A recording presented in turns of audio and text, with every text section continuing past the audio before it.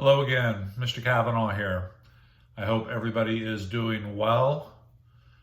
We're going to continue on as we go through the Gilded Age and issues within the Gilded Age. We're going to look at progressive presidents in the election of 1912 and how we get to Woodrow Wilson. We're going to get a little bit of World War I. Then we're going to look at some Roaring Twenties briefly, and then economic expansion, growth, and then crash, and then Great Depression, and then on into World War II, which is our overarching goal, is to get to World War II. So I want to continue on a little bit, go through these notes, which I will post to your Google Classroom page, along with some review videos, but just to go through these notes that I'll submit, just to put it into my own words and clarify some information. You know, if you need further clarification, if you're going through stuff and you ever need further clarification, make sure you reach out to me. Shoot me an email, shoot me a text for things that don't make sense. Make sure you stay in contact and ask questions. Don't be shy. So quickly looking at progressive presidents, the election of 1912. So I believe the last time we left off, Teddy Roosevelt, TR, has left office, and his protege, which his understudy, if you will, a gentleman by the name of William Howard Taft, has taken office. Taft takes office with the expectation that he's really going to carry out a lot of TR's progressive policies, especially when it comes to labor issues and trust busting and conservation efforts. So TR takes office, or check. Taft takes office, and TR takes off. TR goes on safari to Africa to do some exploring and mainly some hunting. He is a big time hunter. TR is big outdoorsman. So Taft is in office, William Howard Taft, which he does not want to be. Again, as I said last time, he doesn't want to be president. His mom wants him to be president. If you recall from last time, Taft's dream job is to be on the United States Supreme Court, that wish will come true. So Taft, while in office, he did not carry out a lot of TR's policies. He became a lot more conservative in his views, especially in the areas of conservation. He did not push a lot of policies that that were dear to TR. And so TR was not very happy with what Taft had going on. TR comes back from Africa, from safari, greeted with a hero's welcome, actually. And upon returning to the United States, TR, remember last time I said one of the worst decisions TR said that he made was that he would only do 2 terms as president. Well, TR comes back and he's going to break that vow. Upon return to the United States, TR decides to run for president again as we approach the election of 1912. Republicans are not having him. The party is split, with half the party going with Taft, and then many of them breaking away and going towards TR. The ones that are sticking with TR, they are more progressive in their views, just like TR, and hence they will form, in a sense, an independent party, initially known as the Progressives. But that name will quickly change. TR is giving an interview, and a reporter asked TR, do you believe you're fit enough to run for president? And TR claimed that I am as fit as a bull moose. So hence the Progressives now become the Bull Moose Party. So TR is going to be running for president under the Bull Moose ticket, which is a lot more progressive than Taft and his conservative followers and the other wing of the Progressive Party. Or check that, of the Republican Party. Of the Republican Party. So the Republicans are split. The Democrats go through a tense convention. Finally, the Democrats shift their power and their love for former New Jersey governor and Princeton University professor and president Woodrow Wilson. So the Democrats choose as their candidate Woodrow Wilson as we head into the election.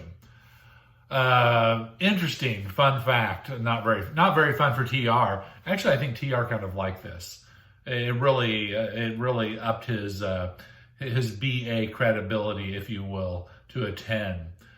TR's campaigning for president, which I'll talk about in these videos that I'll put online for you to review. He's in Milwaukee, Wisconsin, prepared to give a speech, and an out-of-work bartender shoots TR, and the bullet, it goes through TR's coat, and on his inside pocket of his jacket, he has his speech, which is a rather lengthy speech he has prepared, remarks, with the papers folded in half. And he has his eyeglasses case also. So the bullet passes through his coat and his speech and the case for his eyeglasses, and it lodges right next to one of his ribs. Actually, the doctors, they said if he hadn't had all that stuff in his pocket, it probably would have, the bullet probably would have pierced his heart, killing him. So they wrestle the guy to the ground who shot TR, and actually TR has them bring the guy over and starts to talk to the guy, and the guy's not talking at all. TR's like, whatever, have the police take him away. And they're going to take TR to the hospital because he has a bullet lodged in him now. And TR's like, no, we have this speech to give. So TR makes his entourage take him to his speaking engagement. And TR arrives at the engagement to give this speech, and he opens with, I don't know, this is what he says. He goes, I don't know if you can really hear me or not. I need you to kind of be quiet because I don't know if you know this or not, but I've just been shot. And he's up there giving this speech, and he tells them, look, I've just been shot. I've got this bullet in me, but I'm going to go ahead and lay down this speech, which he does for almost 2 hours, giving this speech with a bullet lodged next to his ribs. I mean, oh my gosh, talk about the BA factor of 10. So TR gives this speech, and then he goes to the hospital, and he has the bullet removed. If you want to, I don't have any pictures of this, but you can go online, and there may be some pictures on the videos that I show you, but it shows the speech that's been pierced by the bullet in his eyeglasses case. And there's a X-ray available that it shows where the bullet is lodged in TR's body. So just fascinating. So TR gives this speech, and wow, just amazing. As we head into the election, TR survives. He survives this would-be assassin and being shot, which actually I think he loved this. You know, he just look how bad I am. I'm already 100 miles an hour. Now I've just been shot, and this is not going to stop me. I'm going to give this speech. I'm not dead yet. He just winged me. You know, well, let's move on. Oof, what a guy. So TR survives as we head to the election. We have the election, 1912 presidential election.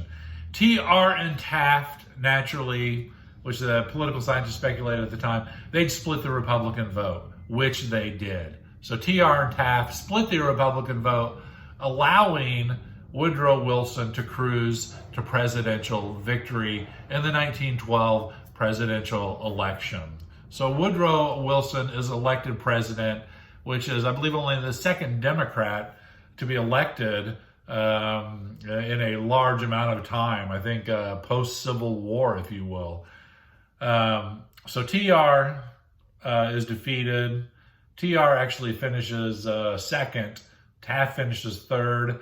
And then our old buddy from Terre Haute, Indiana, from the Socialist Party, Eugene V. Debs, finishes last. Well, I think there's some other candidates in there, but they don't get anything. Debs does get some support, but he doesn't win the electoral votes. That's his fifth time also running for president, the 1912 presidential election, Eugene V. Debs. So Wilson is victorious, defeating Taft and TR and Eugene V. Debs. So Wilson comes into office, 1913 to 1921. Woodrow Wilson comes into office. Early in office, Wilson focused on tariff reduction. He really wanted to expand American goods overseas. He thought it was a good idea for countries around the world to be buying American products. That would portray our greatness. all of these commodities that we have to sell. So Wilson was big on pushing our goods and services around the country. Wilson also continued the fight against trusts and monopolies that especially TR was, that was very important to TR to bust up these trusts. Actually, TR was known as a trust buster. Remember, a trust is a group of businesses that conspire together to manipulate business practices. And a monopoly is when one business controls all of that business. So he did continue the fight, not as outgoing as TR was, though. Wilson was also able to push through the Federal Reserve Act, which established the Federal Reserve System, which we still have today. The Federal Reserve banks, many of you may be familiar with. It's a series of banks. I believe there are 12 of them, strategically placed around the country. And then these banks became known as the bankers' banks. And local banks and state banks, they could store money in these banks, and the federal banking system was used actually in case there was economic instability, and then the banking system could draw from these banks to prop themselves up to stabilize the economy. So Wilson was able to push through, if you will, the Federal Reserve Act, establishing the Federal Reserve banking system, Federal Reserve banking system, which are banks for banks. Progressive actions began to stagger under Wilson. Progressive actions began to slow, especially for individuals. Check. 1 second.